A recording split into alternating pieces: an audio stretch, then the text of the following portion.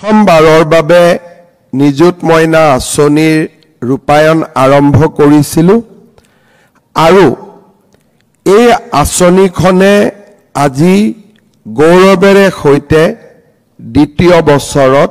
ভৰি দিলে। আজি আমি দ্বিতীয় বৰ্ষৰ বাবে এই আঁচনিখন আৰম্ভ কৰিবলৈ গুৱাহাটী বিশ্ববিদ্যালয় আৰু অসমৰ বিভিন্ন মহাবিদ্যালয় উচ্চতৰ মাধ্যমিক বিদ্যালয়ত আমি সমবেত হৈছোঁ। এই আঁচনিখনৰ বিষয়ে বিভিন্ন সময়ত বিভিন্ন ধৰণে আলাপ আলোচনা হৈছে, কিন্তু এই আঁচনিখনৰ যিসকলে এই আঁচনিখনৰ দ্বাৰা উপকৃত হৈছে তেখেতসকলৰ বিভিন্ন সময়ত এই আঁচনিখনৰ ওপৰত দিয়া বক্তব্য বা মন্তব্যই এই আঁচনিখনৰ কলেবৰ বৃদ্ধি কৰাৰ বাবে আমাক অনুপ্ৰাণিত কৰিছিল। বিগত বছৰটোত যেতিয়া এই আঁচনি আমি আৰম্ভ কৰিছিলোঁ, আমি কেৱল মাত্ৰ ৰাজ্যিক বিশ্ববিদ্যালয় আৰু প্ৰাদেশিকৃত মহাবিদ্যালয়সমূহৰ মাজত ইয়াক সীমাবদ্ধ কৰিছিলোঁ। আঁচনিখনে সহায় কৰা ছাত্ৰীসকলৰ বক্তব্য আৰু এই আঁচনিখনে লৈ অহা বিশাল সামাজিক পৰিৱৰ্তনৰ প্ৰতি লক্ষ্য ৰাখি এইবাৰ এই আঁচনিখনত অসমৰ 2খন কেন্দ্ৰীয় বিশ্ববিদ্যালয়, অসম বিশ্ববিদ্যালয় আৰু তেজপুৰ বিশ্ববিদ্যালয়কো এই আঁচনিখনত আমি সমাহিত কৰিছোঁ। যোৱা বছৰ এই আঁচনিখন আৰম্ভ কৰাৰ সময়ত বিশ্ববিদ্যালয় আৰু মহাবিদ্যালয়ত পাঠ গ্ৰহণ কৰা সেল্ফ ফাইনেন্স কোৰ্ছসমূহক বা যিসমূহ ষ্ট্ৰীম প্ৰাদেশিকৃত নহয় সেই ষ্ট্ৰীমৰ ছাত্ৰীসকলক যোৱাবাৰ এই আঁচনিখনৰ আমি সুবিধা প্ৰদান কৰা নাছিলোঁ। এইবাৰ ৰাজ্য চৰকাৰে বিশ্ববিদ্যালয়সমূহত আৰু মহাবিদ্যালয়সমূহত সেল্ফ ফাইনেন্স স্কিমত বা ফিজ দি যিসকল ছাত্ৰীয়ে শিক্ষা গ্ৰহণ কৰি আছে তেখেতসকলকো এইবাৰ আমি এই আঁচনিখনত সমাহিত কৰিছোঁ। যোৱা বিত্তীয় বছৰত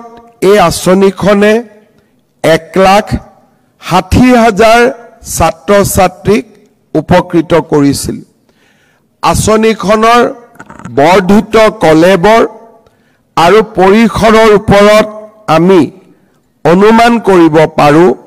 যে এই আঁচনিখনে এইবাৰ 4 লাখ ছাত্ৰীক সমাহিত কৰিব আৰু 4 লাখ ছাত্ৰী এই আঁচনিখনৰ জৰিয়তে উপকৃত হ'ব।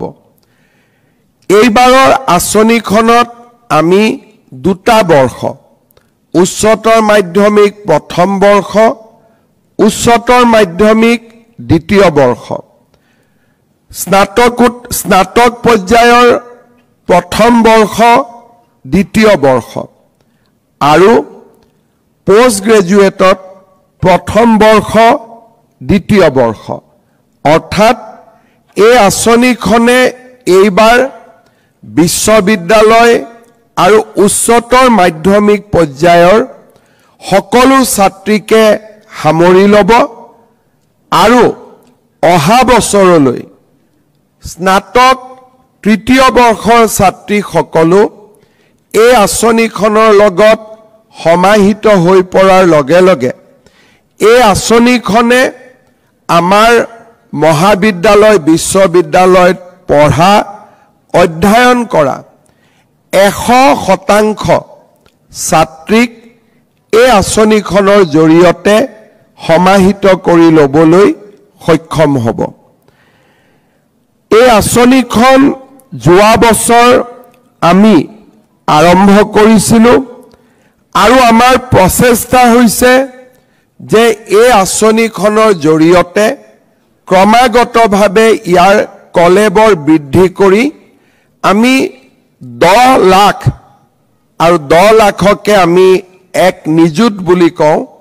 10 লাখ ছাত্ৰীৰ জীৱনত আমি এটা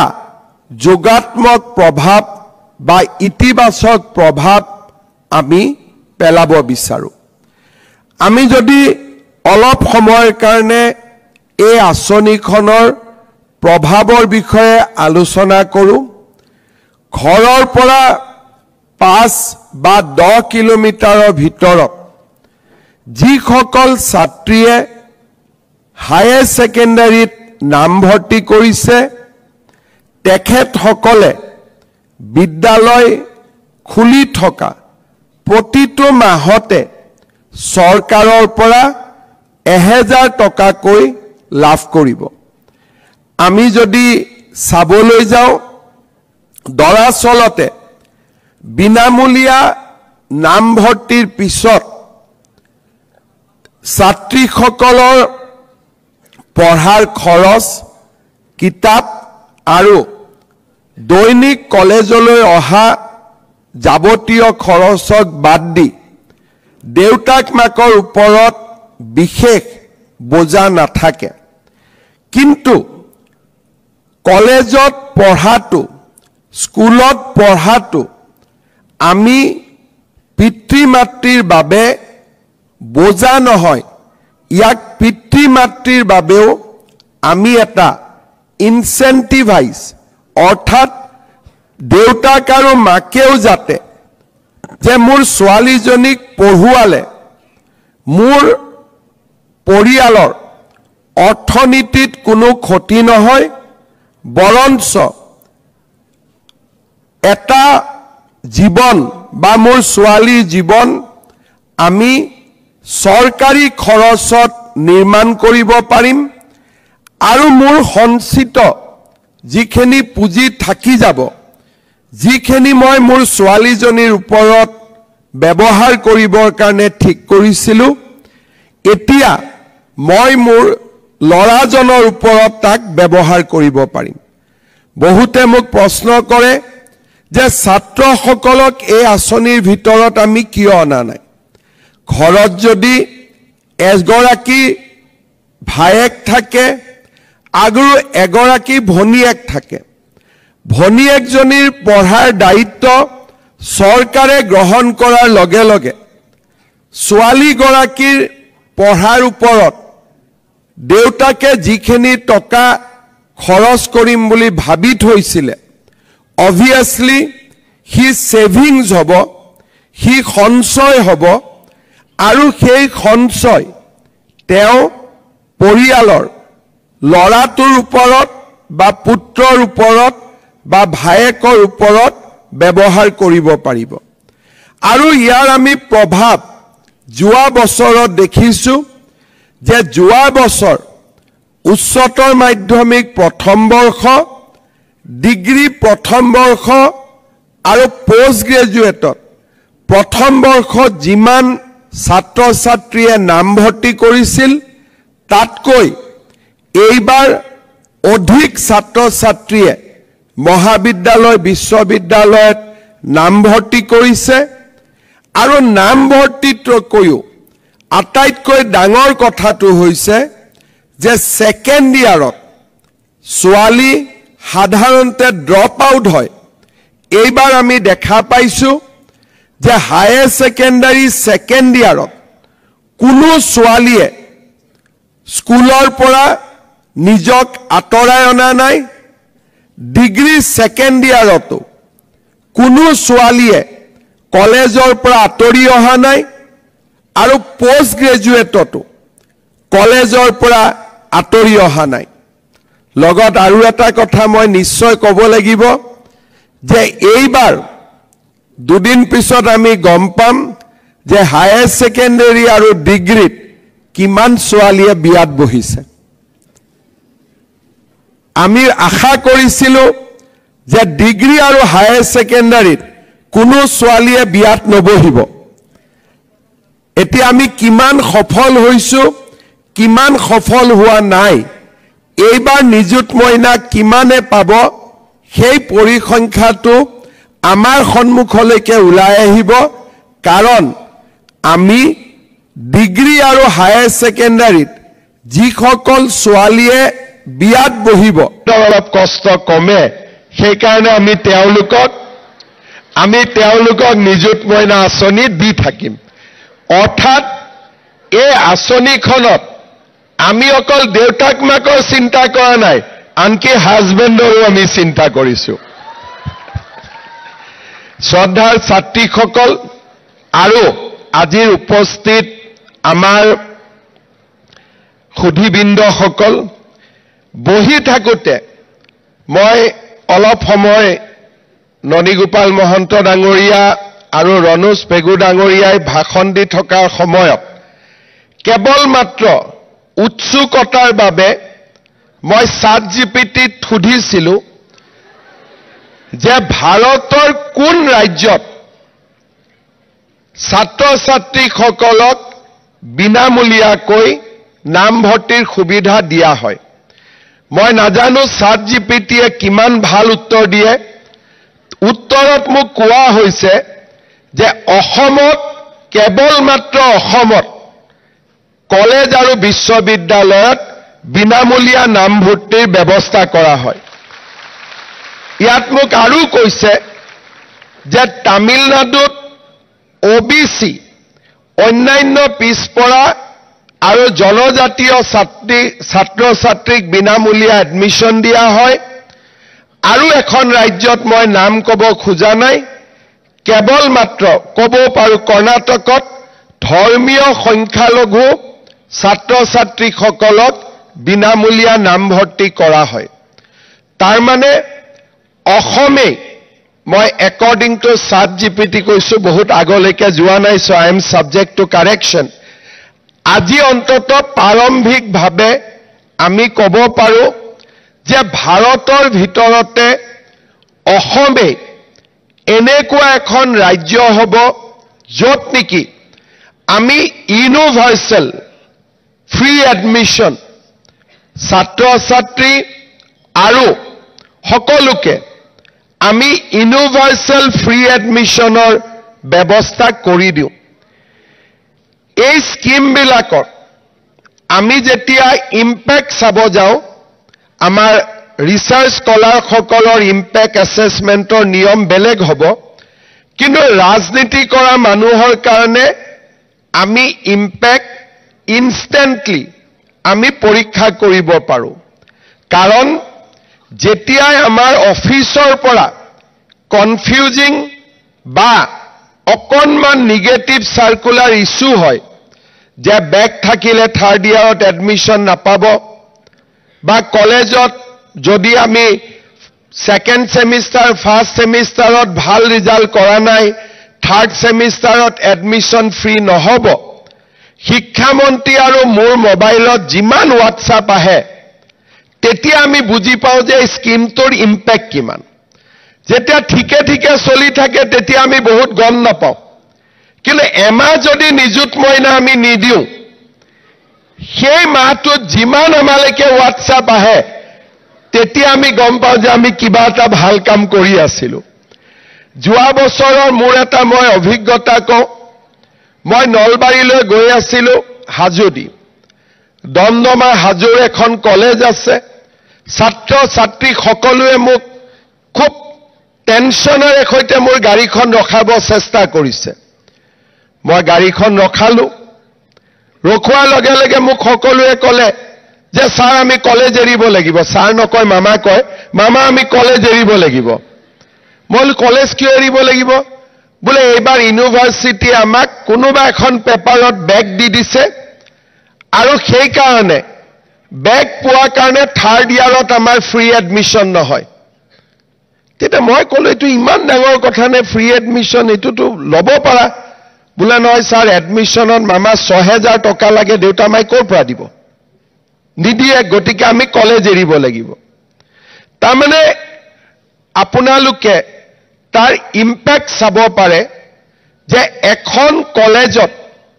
বিনামূলীয়া এডমিশনে আমাৰ কিমান ছাত্ৰ ছাত্ৰীক উপকৃত কৰিছে যেতিয়া মই শিক্ষা মন্ত্ৰী আছিলো মই প্ৰথম যেতিয়া আমি বিনামূলীয়া এডমিশনৰ ব্যৱস্থা কৰিছিলো তাৰ ঠিক পিছতে এদিন মই খদিয়াত গৈছিলো মিটিং চলি আছে তেতিয়া মই ইমান থাৰ্ড সেমিস্টাৰ কি সিক্স সেমিস্টাৰ কি মই বুজি নাপাওঁ কাৰণ আমাৰ পঢ়া দিনত সিধা সিধি ফাৰ্স্ট ইয়াৰ সেকেন্ড ইয়াৰ থাৰ্ড ইয়াৰ আছিল আজিকালি সেমিস্টাৰ সিস্টেম ইমান খবৰ লোৱা নহয়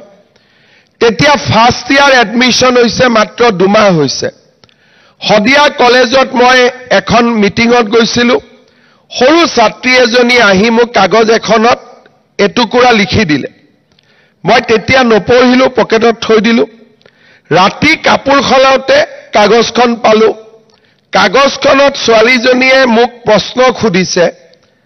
যে মামা আপুনিতো তেতিয়া মামা নকয় তেতিয়া ছাৰ কয় তেতিয়া শিক্ষা মন্ত্ৰী আছিল কলে যে ছাৰ আপুনি ফাৰ্স্ট ইয়াৰত এডমিশন দিলে মোৰ দেউতা এডমিশন দিব খোজা নাছিল বিনামূলীয়া এডমিশন বুলি মই ফাৰ্স্ট ইয়াৰত এডমিশন পালো কিন্তু এতিয়া মই কলেজত শুনিছো যে মই থাৰ্ড সেমিস্টাৰত আকৌ ফিজ দিব লাগিব মই কেনেকৈ পঢ়িম তাৰ মানে এবছৰ পঢ়ি মই পঢ়া বন্ধ কৰিম নেকি ঘূৰি আহিয়ে আমি সিদ্ধান্ত ললো যে নহয় আমি থাৰ্ড সেমিস্টাৰতো বিনামূলীয়া নামভৰ্তি কৰিম আৰু আমি ফিফথ সেমিস্টাৰতো আমি বিনামূলীয়া নামভৰ্তি কৰিম আজি আপোনালোকে তাৰ ইম্প্যাক্ট চাব পাৰে যে একোখন কলেজত ৮,০০০ টকা যদি এডমিশন বিনামূলীয়া হয় ছাত্ৰ ছাত্ৰীজনে বা দেউতাকে ২৪,০০০ টকা তেওঁলোকে সেভিংস কৰিব পাৰে যোৱা কেইদিনমান আগত কলেজসমূহৰ অধ্যক্ষসকলে আমাক বিভিন্ন পৰামৰ্শ দিয়ে প্ৰত্যেকটো পৰামৰ্শ আমি সিৰিয়াসলি এক্সামিন কৰো তেওঁলোকে আমাক দুই এজন অধ্যক্ষই মোক পৰামৰ্শ দিছিলে যে স্যাৰ এডমিশনটো টকা দি লব দিয়ক পইচা দিব দিয়ক আৰু এডমিশন হোৱাৰ পিছত বেংকৰ একাউণ্টত আপোনালোকে টকাটো ছাত্ৰ ছাত্ৰীসকলকে ৰিইম্বাৰ্স কৰি দিব যেনেকৈ গ্যাস কিনিলে প্ৰথমতে টকা দি কিনিব লাগে পিছত একাউণ্টত টকাটো সোমাই যায় পৰামৰ্শটো ভালে আছিল আহি পেলাই মই 2-3 দিন যেনেকৈ বিভিন্ন জন্তু আছে খাদ্যলৈ বহুত দিন পাগলি থাকে লাহে লাহে খাই থাকে তেনেকৈ ময়ো কাগজখন লৈ বহুত দিন চিন্তা কৰি থাকিলো তাৰ পিছত মই এদিন এগৰাকী ছাত্ৰীক সুধিলো যে যদি আমি নামভৰ্তি টকাটো প্ৰথম বছৰত আপোনালোকে দিয়ে পিছত আমি ঘূৰাই দিও হবনে নাই তেতিয়া মোক লাহেকৈ কলে যে দেউতাই তাৰ মানে 1 মাহৰ সুদ দিব লাগিব মানে ৮,০০০ টকা যদি দেউতাকে সুদত লয় 800 টকা মাহত গাঁৱত সুদ দিব লাগে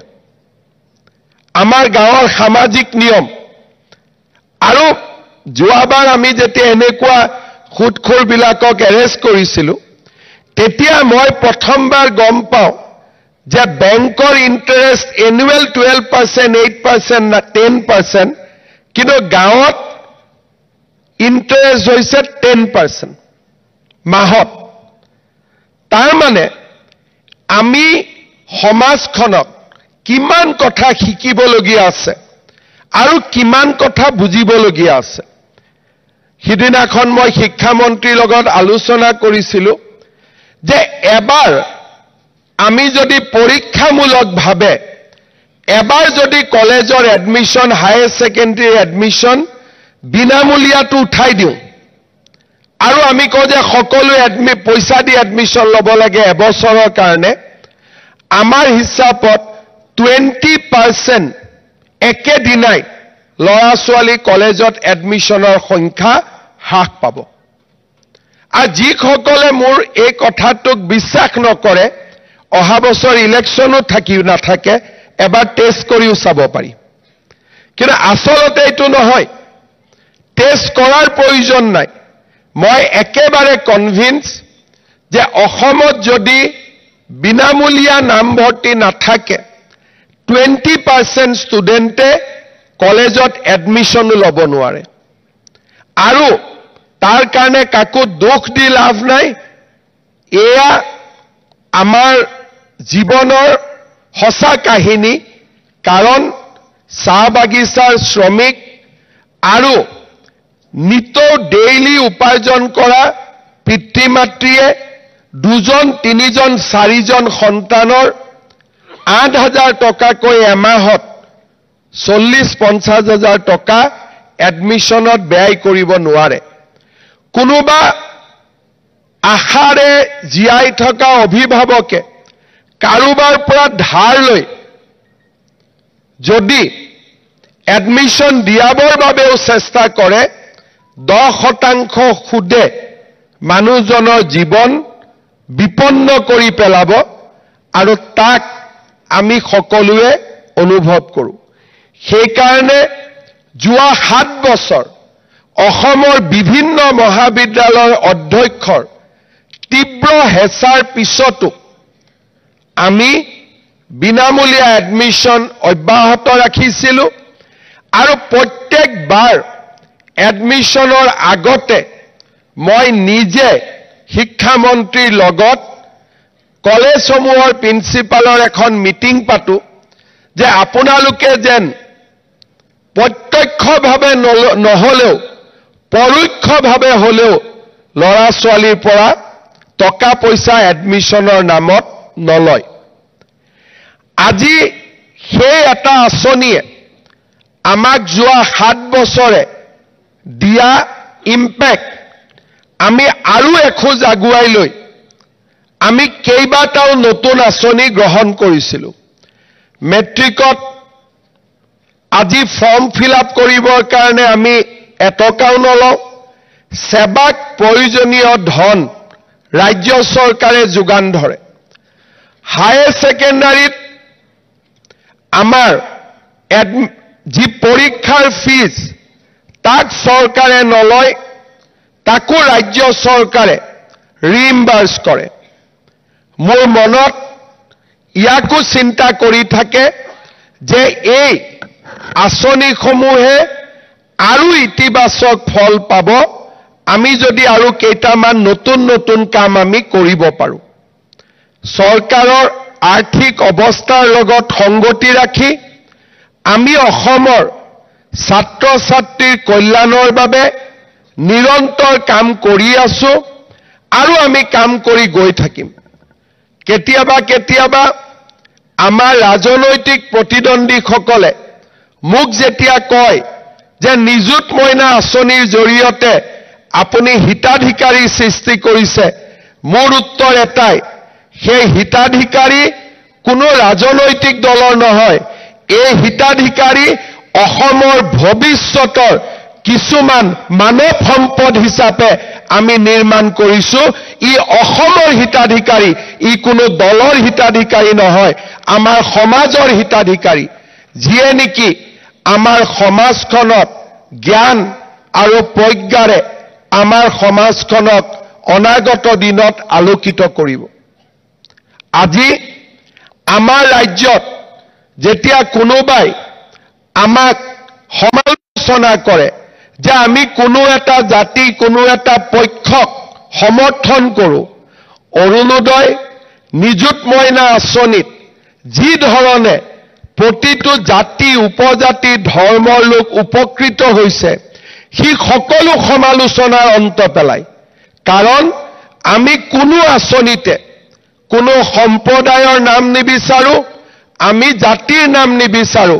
আমি এটাই মাত্ৰ বিচাৰো যে আপুনি তুমি যাতে কলেজত পঢ়ি থকা আৰু নিজৰ পিতৃ মাতৃক গৌৰৱান্বিত কৰা আজি আমাৰ ৰাজ্যখনত অকল বিনামূলীয়া এডমিশ্যন আৰু নিযুত মইনাই নহয় আমি সম্ভাৱনা আৰু সম্পদৰ দুৱাৰখনো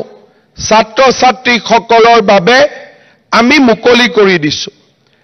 আমি বিশ্বাস কৰোঁ যে আমাৰ ৰাজ্যত শিক্ষা প্ৰতিষ্ঠান আৰু শিক্ষা সংস্থানৰ ব্যাপকতা হ'ব লাগে, যাতে আমাৰ অসমৰ পৰা ছাত্ৰ ছাত্ৰীসকল ওলাই গৈ আজি বাহিৰত পঢ়িব নালাগে, আমাৰ ৰাজ্যখনতে সম্ভাৱনা আৰু সম্পদ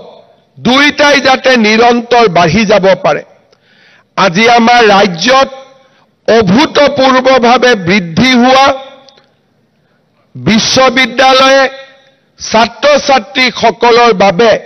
পোষ্ট গ্ৰেজুৱেট পঢ়াৰ পথ মুকলি কৰি দিছে। যোৱা সৌখিদিনাখন আমি অসমত নতুনকৈ 7খন বিশ্ববিদ্যালয়ৰ কাম আৰম্ভ কৰিছো। আজি ব্যক্তিগত খণ্ডটো আজিম প্ৰেমজীৰ দৰে বিশ্ববিদ্যালয়ক অসমত অনাৰ বাবেও যিয়ে নেকি সামাজিক ন্যায়ৰ ওপৰত গুৰুত্ব দিয়ে, তেনে বিশ্ববিদ্যালয়কো অসমত অনাৰ বাবে আমি প্ৰচেষ্টা চলাইছো। কেন্দ্ৰীয় চৰকাৰৰ প্ৰতিখন ৰাষ্ট্ৰীয় প্ৰতিষ্ঠান এইমছৰ পৰা IIT-লৈকে, নেশ্যনেল ফৰেনচিক ইউনিভাৰ্চিটিৰ পৰা ইণ্ডিয়ান ইনষ্টিটিউট অৱ মাইন্সলৈকে, সৈনিক স্কুলৰ পৰা নবোদয় বিদ্যালয়লৈকে, কেন্দ্ৰীয় বিদ্যালয়ৰ পৰা আদৰ্শ বিদ্যালয়লৈকে যোৱা এটা দশকত অসমৰ শিক্ষা খণ্ডৰ আমি ব্যাপক সম্প্ৰসাৰণ কৰিব পাৰিছো, যাতে পোষ্ট গ্ৰেজুৱেট পঢ়াৰ বা মেডিকেলত পঢ়াৰ, ইঞ্জিনিয়াৰিঙত পঢ়াৰ, মেনেজমেণ্টত পঢ়াৰ আকাংক্ষা থকা ছাত্ৰ ছাত্ৰীসকলে শিক্ষাৰ সীমাবদ্ধতাৰ বাবে, সুবিধাৰ সীমাবদ্ধতাৰ বাবে নিজক বঞ্চিত অনুভৱ কৰিব নালাগে। আজি আমি আমাৰ উচ্চ শিক্ষাৰ গতি আমি ইমানেই তীব্ৰতৰ কৰিছো যে আজি অসম ভাৰতৰ ভিতৰতে ডেন্সিটি অফ ইউনিভাৰ্চিটি আৰু ডেন্সিটি অফ মেডিকেল কলেজেছ আমি প্ৰথম 10খন ৰাজ্যৰ ভিতৰলৈ আহিবলৈ সক্ষম হৈছো। আমাৰ ৰাজ্যত এইবাৰ ইণ্ডাষ্ট্ৰী 4.0 আৰু সম্পূৰ্ণ নতুন শিক্ষাদানেৰে আমাৰ ছাত্ৰ ছাত্ৰীক আধুনিক শিক্ষাৰে সুসজ্জিত কৰাৰ বাবে ৰাজ্য চৰকাৰে কনকলতা বিশ্ববিদ্যালয়ৰ বাবে আগবাঢ়িছে, যি ভাৰতৰ ভিতৰতে এখন অনন্য বিশ্ববিদ্যালয় হ'ব, য'ত নেকি ছাত্ৰ ছাত্ৰীসকলে artificial intelligence, machine learning, augmented reality এই ধৰণৰ নতুন পাঠ্যক্ৰমৰ ওপৰত শিক্ষাদান কৰিবলৈ সক্ষম হ'ব। আমাৰ ৰাজ্যত আজিৰ পৰা কেইটামান দিন আগলৈকে আমি যি কল্পনা কৰিব পৰা নাছিলো, তাক আজি আমি বাস্তৱত ৰূপায়িত হোৱা দেখা পাইছো। 14খন মেডিকেল কলেজ আজি 25খন মেডিকেল কলেজ হোৱাৰ বাবে আগবাঢ়িছে। আমাৰ ৰাজ্যত বিশ্ববিদ্যালয়ৰ সংখ্যা 25ৰ দেওনা পাৰ কৰিছে। মহাবিদ্যালয় প্ৰায় 400খন মহাবিদ্যালয় আজি আমাৰ ৰাজ্যত শিক্ষাৰ জ্ঞান আৰু প্ৰজ্ঞাৰ আলোক বিতৰণ কৰিছে। আৰু আজি এই সকলোবোৰ সুবিধা দৰিদ্ৰ আৰু মধ্যবিত্ত সমাজখনে লাভ কৰিছে। আজি আমাৰ ৰাজ্যত দৰিদ্ৰ আৰু মধ্যবিত্ত পৰিয়ালসকলৰ বাবে আমি শিক্ষা গ্ৰহণত যাতে অৰ্থনৈতিক সম্পদ বাধাৰ সৃষ্টি কৰিব নোৱাৰে, তাৰ বাবে আমি এখন ডাঙৰ প্ৰাচীৰ আমি নিৰ্মাণ কৰিছো। মই ভাবো এই আঁচনিবিলাকৰ লগত আজি আমি আৰম্ভ কৰিব পৰা নিযুত মইনা আঁচনিখনে আমাৰ ছাত্ৰীসকলৰ বাবে সম্ভাৱনাৰ এখন ডাঙৰ দুৱাৰ মুকলি কৰি দিব। মই আৰু এটা দিশৰ প্ৰতি দৃষ্টি আকৰ্ষণ কৰিব খুজিছো। আমি যিখন সমাজ দেখা পাওঁ সেইখন সমাজ কিমান ধৰণে সমাজৰ প্ৰকৃত তথ্য আমাক দিব পাৰে তাৰ ওপৰত মোৰ নিজৰে প্ৰশ্ন চিহ্ন আছে। আমি বহুত দিনলৈ অনুভৱ কৰিব পৰা নাছিলো যে আমাৰ অসমতেই 12 বছৰৰ ছোৱালীয়েও মাতৃত্বৰ বোজা গ্ৰহণ কৰিবলগীয়া হয়। আমি বহুত দিনলৈ গুৱাহাটীত দেখি থকা সমাজখনক যেতিয়া আমি দেখা পাওঁ, ডিব্ৰুগড়ত দেখি থকা, যোৰহাটত দেখি থকা, তেজপুৰ শিলচৰত দেখি থকা সমাজখনক যেতিয়া আমি দেখা পাওঁ, তেতিয়া আমি কল্পনাও কৰিব নোৱাৰো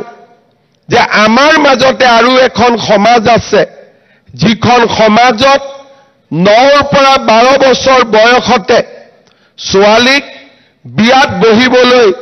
সমাজে বাধ্য কৰায়। 12, 13, 14, 15 বছৰত আমাৰ এখন সমাজ আছে যিখন সমাজত 14 বছৰৰ বয়সৰ ছোৱালী এজনীয়েও তৃতীয় পত্নীৰ চাৰ্টিফিকেট মূৰত লৈ তেওঁলোকে জীৱন নিৰ্বাহ কৰিবলগীয়া অৱস্থা হয়। আৰু ইয়াৰ স্বাভাৱিক পৰিণতি হৈছে যে তেওঁলোকক প্ৰথম পৰিয়ালে কলেজ আৰু স্কুলত যোৱা বন্ধ কৰে আৰু কলেজ আৰু স্কুলত যোৱা বন্ধ কৰাৰ 4 মাহৰ পিছত তেওঁলোকক বিয়াত বহিবলৈ বাধ্য কৰোৱা হয় আৰু পৰৱৰ্তী সময়ত মাতৃত্বৰ বোজা গ্ৰহণ কৰিবলৈ তেওঁলোকক বাধ্য কৰোৱা হয়। আমি যেতিয়া তেনেকুৱা অঞ্চললৈ যাওঁ, 22 বছৰৰ ছোৱালী এজনীয়ে কোলাত 4টাকৈ সন্তান লোৱা প্ৰতিচ্ছবি আৰু বিশ্ববিদ্যালয় কটন কলেজত 22 বছৰীয়া ছোৱালীয়ে পোষ্ট গ্ৰেজুৱেট ক্লাছত ক্লাছ কৰিবলৈ অহা প্ৰতিচ্ছবি, এফালে হাঁহি আৰু আনন্দ আৰু আনফালে দুখ আৰু বেদনা, দুখন বিচিত্ৰ, দুখন বৈচিত্ৰ্য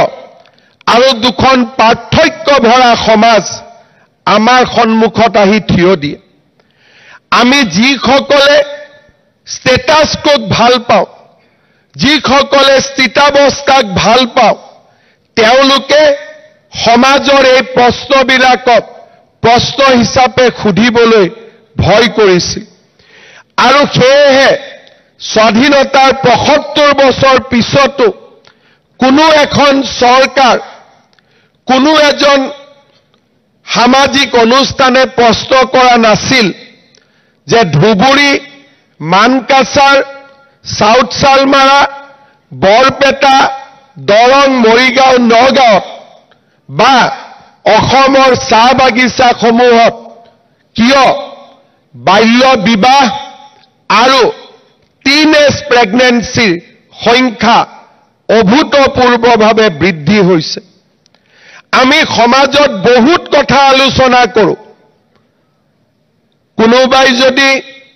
কথা কওঁতে কাৰোবাৰ যদি অসমীয়া চিঠি এখন যদি কেতিয়াবা ভুলতে বৰাক উপত্যকাত যায় আৰু বৰাক উপত্যকাৰ বাবে প্ৰস্তুত কৰা বঙালী ভাষাৰ চিঠি এখন যদি আমাৰ ঘৰলৈ আহে, একেদিনাই আমাৰ সংবাদ মাধ্যম, সমাজ চিন্তিত হৈ পৰে। কিন্তু সেইখন সমাজ চিন্তিত হৈ নপৰে যেতিয়া 12 বছৰত এজনী ছোৱালী বিবাহত বহিবলৈ বাধ্য কৰোৱা হয়। সেইখন সমাজে চিন্তা নকৰে যেতিয়া 15-16 বছৰত আমাৰ ছোৱালী প্ৰথমটো দ্বিতীয়টো সন্তানৰ মাতৃ হয় আৰু 22 বছৰ বয়সত কোলাত 4টাকৈ সন্তান লৈ আমাৰ ছোৱালীয়ে নিজৰ জীৱন আগুৱাই যাবৰ বাবে সংগ্ৰাম কৰে। আমাৰ সমাজৰ দুখ আৰু সমাজৰ বেদনা যেতিয়া প্ৰকৃত স্থানত গৈ যোগ হ'ব তেতিয়াই সমাজে উত্তৰণৰ দিশত আগবাঢ়িব আমাৰ নিযুত মইনা আঁচনি সেইখন সমাজৰ বিৰুদ্ধে আমি গ্ৰহণ কৰা এখন আমাৰ প্ৰতিবাদৰ আঁচনি যে ছোৱালীক আপোনালোকে যদি পঢ়ুৱাব নোৱাৰে তেতিয়াহ'লে ছোৱালীক জন্ম দিয়াৰ আগতে বা সন্তানক জন্ম দিয়াৰ আগতে আমি তিনিবাৰ চিন্তা কৰিম মোৰ যদি পৰিয়ালৰ আৰ্থিক ব্যৱস্থাই দুটাতকৈ সন্তানক পঢ়াবৰ বাবে স্বীকৃতি নিদিয়ে তেতিয়াহ'লে তৃতীয়টো সন্তান জন্ম দিয়াৰ নৈতিক অধিকাৰ মোৰ আছে নে নাই এই প্ৰশ্নবিলাক সমাজে কৰিবলৈ আৰম্ভ কৰিব লাগিব যোৱা 4টা বছৰে চাইল্ড মেৰেজ অৰ্থাৎ শিশুক বিবাহৰ বাবে বাধ্য কৰোৱা 12,000 ব্যক্তিক আমাৰ চৰকাৰখনে কাৰাগাৰলৈ প্ৰক্ষেপ কৰিছে আৰু আজি আমি গৌৰৱান্বিত যে আমাৰ ৰাজ্যৰ আদালতে তেনেকুৱা বহু কেইজনক যাৱজ্জীৱন কাৰাগাৰৰ নিৰ্দেশ দিছে আজি আমি ৰাজ্যত বাল্য বিবাহৰ বিৰুদ্ধে এটা বিশাল প্ৰতিৰোধৰ জাল এখন আমি নিৰ্মাণ কৰিছো আজি পিছপৰা গাঁৱত গলেও প্ৰত্যেকজন দেউতাক মাকে এজনী সৰু ছোৱালীক বিয়া দিয়াৰ আগতে এবাৰৰ বাবেও চিন্তা কৰে যে দিছপুৰত এখন চৰকাৰ আছে আৰু মোৰ এই খবৰটো যদি চৰকাৰখনে পায় সেই চৰকাৰখনে ভোটৰ বাবে চিন্তা নকৰে মই জেলত যাব লাগিব এই চৰকাৰখনৰ কল্পনা আজি ৰাজ্যৰ চাৰিওফালে আমি প্ৰেৰণ কৰিব পাৰিছো আৰু যিসকলে দেউতাক মাকে সঁচা অৰ্থত ছোৱালীক পঢ়াব বিচাৰে কিন্তু আৰ্থিক সকাহৰ বাবে আৰ্থিক সমস্যাৰ বাবে পঢ়ুৱাব পৰা নাই তেওঁলোকৰ বাবে এই নিযুত মইনা আঁচনি এক প্ৰেৰণাৰ প্ৰতীক ৰূপে থিয় দিছে আজিৰ আমাৰ সমগ্ৰ অসমৰ সমবেত হোৱা ছাত্ৰীসকলক মই এটাই অনুৰোধ কৰিম যে আমাৰ বাবে সম্ভাৱনাৰ প্ৰতিখন দুৱাৰ আজি মুকলি হৈছে মই আজি অসমৰ এগৰাকী নাগৰিক হিচাপে গৌৰৱ কৰোঁ যে মোৰ ৰাজ্য এনেকুৱা এখন ৰাজ্য যিখন ৰাজ্যত চৰকাৰী চাকৰিৰ বাবে আমি কাৰো ওচৰত হাত পাতিব নালাগে কলমে মোক চাকৰি দিয়ে টকাই মোক চাকৰি নিদিয়ে তেনে এখন সমাজ যোৱা 3.5 বছৰত আমি নিৰ্মাণ কৰিছো চৰকাৰী চাকৰিৰ পৰৱৰ্তী পদক্ষেপ হিচাপে হাজাৰ বাধা হাজাৰ সমালোচনাকো অতিক্ৰম কৰি আমি অসমত উদ্যোগীকৰণৰ এটা বাতাবৰণ নিৰ্মাণ কৰিব খুজিছো যাতে প্ৰতিজন ছাত্ৰ ছাত্ৰীয়ে আমাৰ ৰাজ্যখনতে নিয়োগৰ সুবিধা পাব পাৰে পিতৃ মাতৃৰ অযুত সপোন বাস্তৱত ৰূপায়ণ কৰিব পাৰে চৰকাৰী চাকৰি ব্যক্তিগত সংস্থান উদ্যোগ প্ৰতিষ্ঠানত কৰ্ম সংস্থাপন আমি বিশ্বাস কৰোঁ যে অনাগত 5টা বছৰত অসমৰ এই পৰিৱেশ যদি অক্ষুণ্ণ থাকে আমাৰ ৰাজ্যখন ইণ্ডিয়াৰ ভাৰতৰ ইণ্ডাষ্ট্ৰীৰ বা ঔদ্যোগিক বিপ্লৱৰ এটা নতুন পৃষ্ঠভূমিত পৰিণত হ'ব সমান্তৰালভাৱে ৰাজ্যৰ যিসকল যুৱক যুৱতীয়ে চৰকাৰী চাকৰি বা কৰ্মসংস্থাপনৰ বিপৰীতে নিজে উদ্যমিতাক জীৱনৰ মন্ত্ৰ হিচাপে লৈ আন 10 জনক কৰ্মসংস্থাপন দিব বিচাৰে তেনেকুৱা ছাত্ৰ ছাত্ৰীৰ বাবে ষ্টাৰ্টআপ ইনকিউবেশ্যন আৰু সমান্তৰালভাৱে মুখ্যমন্ত্ৰীৰ আত্মনিৰ্ভৰ আঁচনি, প্ৰধানমন্ত্ৰীৰ মুদ্ৰা আঁচনি আদি বিশাল স্বাৱলম্বিতাৰ বাবে বিশাল আঁচনিৰ সৃষ্টি কৰি আমি অসমৰ যুৱক যুৱতীৰ মাজত এক আশাৰ সঞ্চাৰ, প্ৰাণৰ সঞ্চাৰ আমি কৰিব বিচাৰিছোঁ। 5 বছৰ আগৰ অসম, 10 বছৰ আগৰ অসম আৰু আজিৰ অসম, আজি আমি আত্মনিৰ্ভৰশীলতাৰ পথত আগবাঢ়িছোঁ। আজিৰ অসম এখন আত্মবিশ্বাসী অসম। আন্দোলন, ধৰ্ণা, ধৰ্মঘটৰ বিপৰীতে আজি আমি এছপাৰেশ্যনেল অসম। আমাৰ ছাত্ৰ ছাত্ৰী, যুৱক যুৱতীয়ে আজি এক আকাংক্ষিত, আকাংক্ষাৰে ভৰা ৰাজ্য নিৰ্মাণৰ বাবে আগবাঢ়িছে। সমাজৰ দায়িত্ব আমাৰ যুৱ প্ৰজন্মক যাতে তেওঁলোকে সদায় ইতিবাচক দৃষ্টিভংগীৰে আগুৱাই যাব পাৰে, তেওঁলোকক প্ৰেৰণা যোগোৱা, তেওঁলোকক অসীম সাহস যোগোৱা। যোৱা 30টা বছৰৰ সামাজিক অশান্তিৰ পিছত, যোৱা 30টা বছৰৰ বিভিন্ন আন্ধাৰৰ পিছত, বিভিন্ন আন্দোলন, সন্ত্ৰাসবাদৰ পিছত আজি অসমৰ আকাশৰ পৰা কলীয়া ডাৱৰবোৰ আঁতৰিব ধৰিছে। সূৰুজৰ কিৰণ, সূৰুজৰ পোহৰ আজি অসমৰ আকাশত আমি সকলোৱে অনুভৱ কৰা আৰম্ভ কৰিছোঁ। আমাৰ ৰাজ্যত আজি অকল অৰুণোদয়ে নহয়, আজি আমাৰ ৰাজ্যত সূৰ্যোদয়ো আৰম্ভ হৈছে। আমি অৰুণোদয়ৰ সপোন দেখিছিলোঁ, কিন্তু অৰুণোদয় আগবাঢ়ি গৈ এতিয়া আমাৰ ৰাজ্যত সূৰ্যোদয়ে আমাক সকলোকে পোহৰ দিছে, জ্ঞান দিছে, প্ৰজ্ঞা দিছে, বিশ্বাস দিছে, সাহস দিছে। সেইখন নতুন অসম আমি আঁকোৱালি ল'ব লাগিব। সেইখন নতুন অসমক আমি আগুৱাই লৈ যাব লাগিব আৰু এই অসমৰ অগ্ৰগামী যাত্ৰাত আমাৰ ছাত্ৰীসকলে এক অভূতপূৰ্ব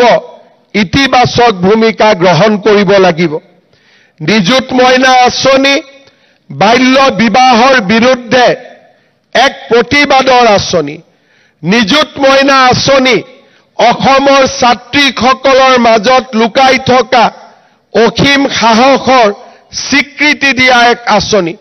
নিযুত মইনা আঁচনি আমাৰ ছাত্ৰীসকলে আকাশ চুব পাৰে, সেই বিশ্বাস আৰু আস্থাক সমাজে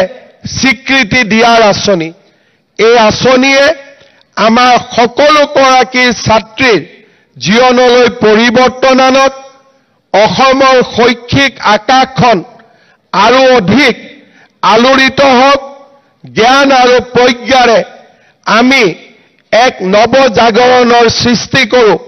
তেনে এক আশাৰে মই আজি এই নিযুত মইনা আঁচনিৰ শুভ আৰম্ভণিৰ দিনা সকলোকে অভিনন্দন জনাইছোঁ। আজি আমি মহাবিদ্যালয়সমূহত, ইউনিভাৰ্চিটিত সকলোকে প্ৰপত্ৰসমূহ আমি বিতৰণ কৰিম।